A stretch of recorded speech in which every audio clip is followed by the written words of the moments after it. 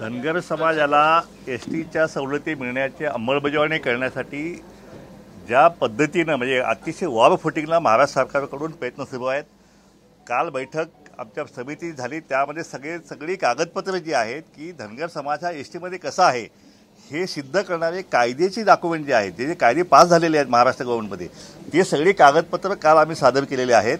त्याचप्रमाणे जे काही सुधाकर शिंदे समितीचा जो अहवाल जो आहे तो सादर व्हायचा आहे, त्याचाही GR जो आहे तो काल वॉर फुटिंगला काल त्यांचाही मुदतवाढीचा GR रातोरात काढून आज त्यांना मुदतवाढ दिलेली आहे. त्यांचाही अहवाल जो आहे तो सोमवारी या ठिकाणी येण्याची शक्यता आहे. आणि आज देसाई साहेब, शंभूराज देसाई साहेबांनी हा सगळा फॉलोअप करण्यासाठी मुख्यमंत्री महोदयांनी त्यांना नेमणूक केलेली आहे की याचा प्रत्येक डिपार्टमेंटला याचा फॉलोअप करण्यासाठी त्यांनी देसाई साहेबांना सूचना केलेल्या आहेत. त्यांनी आज बैठक करण्यात आली. आज आमच्या सगळ्या टीमशी पुन्हा एकदा आज सगळा अहवाल त्यांनी घेण्यात आला. लॉ अँड ज्युडिशरी जे आहेत त्यांचे अधिकारी या ठिकाणी होते, आदिवासी विभागाचे अधिकारी होते, त्याचप्रमाणे ओबीसी कल्याण विभागाचे अधिकारी त्या ठिकाणी होते. आणि एकंदरीत हा धनगर समाजाला जो एसटीचा दाखला देण्यासंबंधी जो काही GR काढायचा आहे त्याच्याविषयी सरकार फार सकारात्मक पद्धतीने सगळी पावलं उचलली जात आहेत.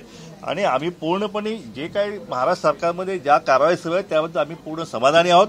आणि हा GR जो आहे हा GR मला वाटते आता फक्त काही दिवसच फक्त शिल्लक राहिलेले आहेत की जेणेकरून आता ओबीसी आणि ह्या ज्या आदिवासी समाजाकडून विभागाकडून हा जो अहवाल जो आहे तो लॉ अँड ज्युडिशरीला सादर केला जाईल. आणि लॉ अँड ज्युडिशरीकडून त्याचा अहवाल जो आहे तो त्या ठिकाणी एजींच्याकडे ओपिनियनसाठी त्या ठिकाणी दिला जाईल. आणि एजींचं ओपिनियन आल्यानंतर हा कॅबिनेट पुढे जाईल आणि कॅबिनेटमध्ये जो आहे तो GR काढण्याचा मार्ग जो आहे तो मोकळा होईल. अशा प्रकारची प्रक्रिया जी आहे ती प्रक्रिया या ठिकाणी सुरू झालेली आहे. आणि आता आपल्या माध्यमातून धनगर समाजाला माझी विनंती आहे की आपण सगळ्यांनी संयमानं या ठिकाणी आपल्याला शासनाची सहकार्य करणं आवश्यक आहे. आणि आदिवासी समाजाच्या बाबतीत सुद्धा आपले काही कार्यकर्ते जे काही त्यांच्या बाबतीत जे उलटसुलट चर्चा चालू आहेत, काही टीका टिप्पणी सुरू आहेत, माझी विनंती आहे सगळ्या कार्यकर्त्यांना की आदिवासी बांधव हे आपले बांधव आहेत. त्यांच्या कुठल्याही आदिवासी संघटनेच्या किंवा त्यांच्या आरक्षणाशी कुठलाही आपण 1% सुद्धा त्यात हक्क सांगत नाही आहे. त्यामुळे विनाकारण आपण आदिवासी आणि धनगरांच्या मध्ये तेढ होईल अशा प्रकारची वक्तव्यसुद्धा कोणी करू नये, अशा प्रकारे आव्हानसुद्धा मी समाजाला करत आहे. थोड्या दिवसात 1-2 दिवसात आमची जॉईंट एकत्रित बैठकसुद्धा जी आहे, मी काल पत्र दिलेलं आहे झेवळ साहेबांना, आज त्यांच्या एका आमदारांसोबत चर्चा झालेली आहे. बहुतेक सोमवारी आमची बैठक जी आहे ती त्यांच्याशी आम्ही असेल, गोपीजन असेल, आम्ही काय 5-6 मंडळी जी आहे त्यांच्याशी आमची एक संयुक्तिक बैठकसुद्धा होणार आहे. जेणेकरून त्यांना आम्ही जे काही गैरसमज आहेत किंवा धनगर समाज जर आदिवासीमध्ये आल्यानंतर आदिवासी समाजाच्या सवलती सगळ्या धनगर समाज हडप करेल की काय, अशी एक भीती त्याच्यामध्ये आहे. पण आमचा विषय वेगळा आहे. आमचा विषय काय की सब कॅटेगरेशन करून आदिवासीला करायचं, 7% त्यांना द्यायचे. आमचे 3.5% एनटीमध्ये जे आहे ते बब करून 3.5% आम्हाला दिल्यानंतर त्यांचा 1% सुद्धा आम्हाला येत नाही. त्याचप्रमाणे एक शंका त्याने व्यक्त केली होती की जे आमचे आमदार जे आहेत धनगर समाजाचे कार्यकर्ते आदिवासी समाजाच्यामध्ये जाऊन त्या ठिकाणी कदाचित आमदारकी लढवतील. पण एकंदर परिस्थिती पाहता ज्या ठिकाणी आदिवासीचं मतदान आहे जास्ती करून त्या ठिकाणी धनगर समाज एकही ग्रामपंचायत नाही आहे. त्यामुळे धनगर समाजाचा एकही कार्यकर्ता त्या ठिकाणी उभा राहू शकत नाही. धनगर समाजाचे मतदारसंघ वेगळे आहेत, सध्याच्या आदिवासींचे मतदारसंघ वेगळे आहेत. त्यामुळे तिथं सुद्धा एकमेकामध्ये अग्रेशन व्हायची काही हे नाही आहे. आता राहिला प्रश्न निधीचा आणि योजनांचा प्रश्न जो आहे तो लोकसंख्येच्या प्रमाणात निधीसुद्धा जो आहे तो वाढीवचा निधी जो आहे तो या ठिकाणी धनगर समाजासाठी वाढीवचा निधी आल्यामुळं त्या ठिकाणी त्यांचा निधीसुद्धा जो आहे त्याच्यावर सुद्धा धनगर समाजाचं आक्रमण किंवा अतिक्रमण होणार नाही आहे. त्यामुळे ह्या आदिवासी आणि धनगर समाजाचा एकमेकाशी त्यांचं ताट वेगळं आहे आणि हे आमचं ताट वेगळं आहे.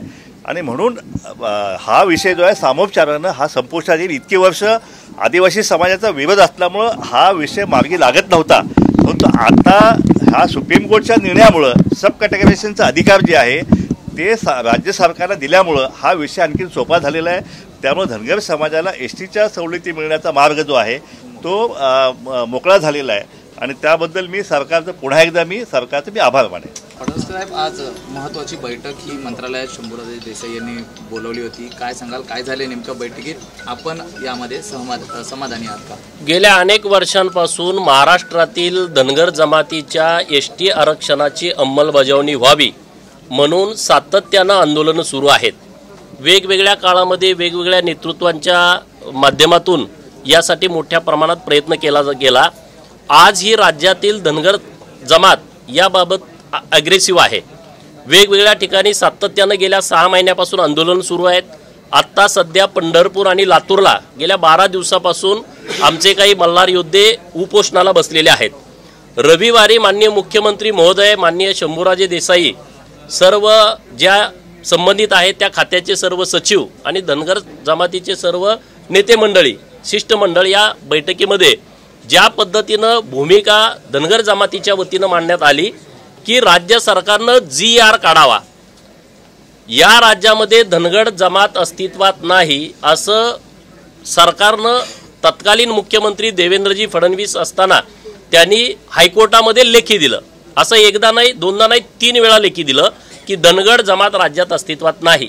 दुर्दैवानं धनगर जमातीच्याच 5-6 लोकांनी धनगरांचे दाखले काढले होते, जे लिव्हिंग सर्टिफिकेटमध्ये खाडाखोड केली, रच्या जागी ओव्हर रायटिंग करून ड केलं आणि त्यांनी धनगराचे दाखले केले आणि त्यांना व्हॅलिडिटी मिळाली। आणि त्यामुळं कोर्टानंचं म्हणणं असं आलं की तुम्ही म्हणताय की 0 धनगर महाराष्ट्रामध्ये आहे आणि हे 5-6 दाखले आहेत धनगरांचे, ते दाखले जोपर्यंत रद्द होत नाहीत तोपर्यंत आम्ही त्यावरती भूमिका घेऊ शकत नाही आणि म्हणून आम्ही सातत्यानं ते धनगरांचे दाखले रद्द करा यासाठी आम्ही प्रयत्न करतोय। आज माननीय DCM देवेंद्र फडणवीस साहेबांच्याकडे फाईल गेलेली आहे आणि तीच रात्री परत माननीय CM साहेबांच्याकडे जाईल, म्हणजे सोमवारपर्यंत हे जे बोगस धनगरांचे दाखले काढलेले आहेत ते रद्द होण्याचा मार्ग मोकळा झालेला आहे। दुसऱ्या बाजूला आज समितीची बैठक झाली, काल समितीची बैठक झाली, काल माननीय विकास खारगेजींच्याकडे मुख्यमंत्री महोदयांनी सगळे जबाबदारी दिली, त्यांच्याकडे बैठक झाली। चिराग शाह साहेब आहेत जे या सगळ्या कागदपत्रांची पडताळणी करतायत, त्यांच्याकडे बैठक झाली। आजच्या बैठकीमध्ये काही महत्त्वपूर्ण सूचना माननीय शंभूराजे देसाई यांनी अधिकाऱ्यांना दिलेल्या आहेत। आजच्या बैठकीमध्ये जी धनगर जमातीची समिती गठीत केली होती, डॉक्टर सुधाकर शिंदे यांच्या नेतृत्वामध्ये काही अधिकारी आहेत, काही अशासकीय सदस्य आहेत, ते 5 राज्यामध्ये जाऊन आलेले आहेत। त्यांना आणखी 2 राज्यामध्ये जायचं असं त्यांचं म्हणणं होतं, तर कर्नाटक आणि गोवा या राज्यामध्ये जाण्याची त्यांना परवानगी दिलेली आहे।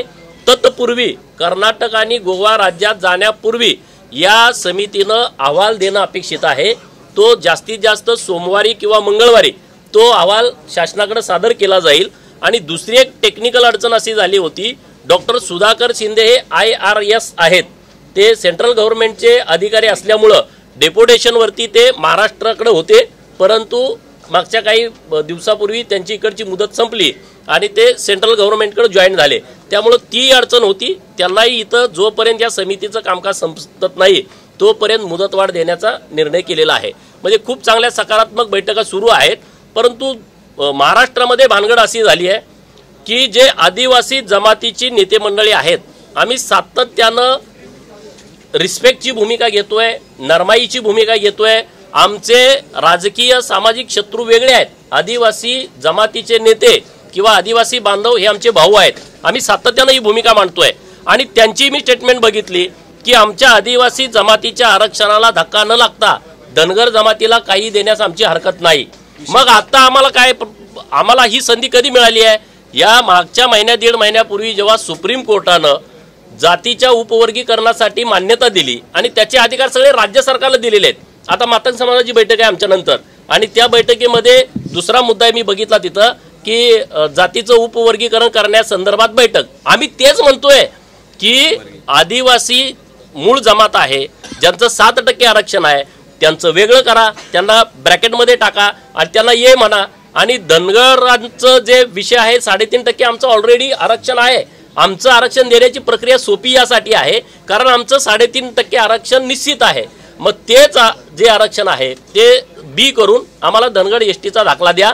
तुमचं राजकीय आरक्षण, तुमचं शैक्षणिक, तुमचं नोकरीतलं, तुमचं केंद्राचं आणि राज्याचं बजेट हे तुमचं 7%नुसार मिळेल आणि धनगर जमातीच्या बाबतीमध्ये 3.5% नोकरी, शिक्षणाचं, राजकीय आरक्षण, केंद्राचं आणि राज्याचं बजेट हे वेगळं मिळेल।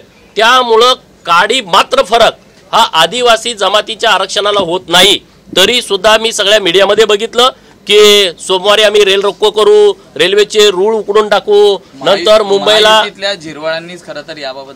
जाणाऱ्या पाण्याच्या पाईपलाईन बंद करू, म्हणजे सरकारवरती दबाव आणण्याचा प्रयत्न केला जातोय। आम्ही हात जोडून विनंती करतोय की आम्ही तुमच्या आरक्षणात येत नाही, आम्ही तुमचा रिस्पेक्ट करतोय, तरी सुद्धा सरकार धनगरांच्या या अंमलबजावणीच्या बाबतीमध्ये सकारात्मक आहे. आणि जर कुणी राजकीय प्रेशर आणत असेल आम्ही रस्त्यावरती उतरू.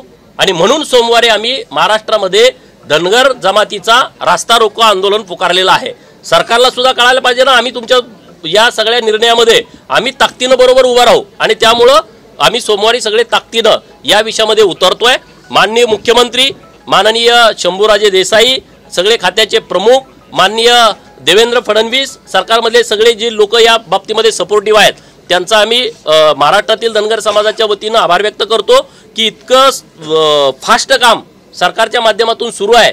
आणि आमचं त्यांच्याकडे हेच म्हणणं आहे की आमचे जे उपोषणकर्ते 12 दिवसापासून तिथं बसलेले आहेत ते उपचार घेत नाहीत आणि ती सगळी तरुण मुलं आहेत, लढणारी पोरं आहेत, तर त्यांच्यासाठी काहीतरी सरकारनं तात्काळ निर्णय घ्यावा. काहीतरी तात्काळ निर्णय घेतल्यानंतर हे आमचे जे युवा मित्र आहेत उपोषणाला बसलेले आहेत ते उपोषण माघारी घेतील. पण आता या संदर्भात जर सकारात्मक बैठक झालेली आहे तर सोमवारचं आंदोलन हे नेमकं कशासाठी? हे बघा, सोमवारचं आंदोलन कशासाठी तर आदिवासी जमातीच्या लोकांना आम्ही वारंवार सांगतोय की बाबांनो, तुमच्या आरक्षणाला आम्ही धक्का लावत नाहीये, तरी सुद्धा तुम्ही या सरकारच्या विरोधामध्ये रेल्वेचे रूळ उकाडू, रेल्वे रोको करू, नंतर मुंबईला येणाऱ्या पाण्याची पाईपलाईन कापून टाकू, मग आम्ही काय करणार? आम्हाला ना इलाज असतो रस्त्यावरती उतरण्याची वेळ आलेली आहे आणि आम्ही ते सोमवारी करू. ठीक आहे. दुसरा एक प्रश्न, लक्ष्मण हाकेने आज मुख्यमंत्र्यांवरती टीका करताना आपल्याला पाहायला मिळते. मुख्यमंत्र्यांना आरक्षणातलं कळत नाही, 2 नंबरच्या लोकांना ते प्रोटेक्शन देतात, अशी वेगवेगळ्या टीका ज्या आहेत. हे बघा, प्राध्यापक लक्ष्मण हाकेंनी नेमकी काय टिप्पणी केली आहे, काय भाष्य केलंय हे आम्ही बघितलं नाही. आम्ही इथं बैठकीमध्ये होतो. जोपर्यंत त्यांनी जे भाष्य केलंय ते ऐकल्याशिवाय मत व्यक्त करणं मला योग्य वाटत नाही. मी ते ऐकून त्या विषयावरती सविस्तर तुम्हाला प्रतिक्रिया देईन.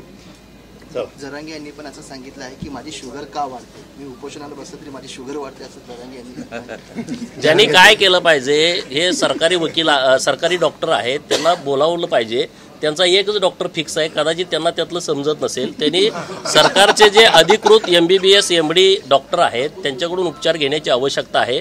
मनोज जरांगेजी यांनी तब्येतीची काळजी घेतली पाहिजे, कारण ते पण उपेक्षित घटकातून आलेले आहेत. आम्ही सगळी उपेक्षित पोरं आहोत. त्यांची मागणी जरी आम्हाला मान्य नसली तरी सुद्धा ते महाराष्ट्राचे सुपुत्र आहेत आणि त्यामुळे त्यांच्या तब्येतीची काळजी त्यांनी घेणं आवश्यक आहे. त्यांनी त्यांचा खाजगी जो डॉक्टर आहे तोच सातत्याने येतोय, त्याला बदलला पाहिजे. आणि आपले सरकारी जे वेल एज्युकेटेड MBBS MD डॉक्टर आहेत त्यांच्याकडून उपचार घ्यायला पाहिजे, अशी मी त्यांना विनंती करतो.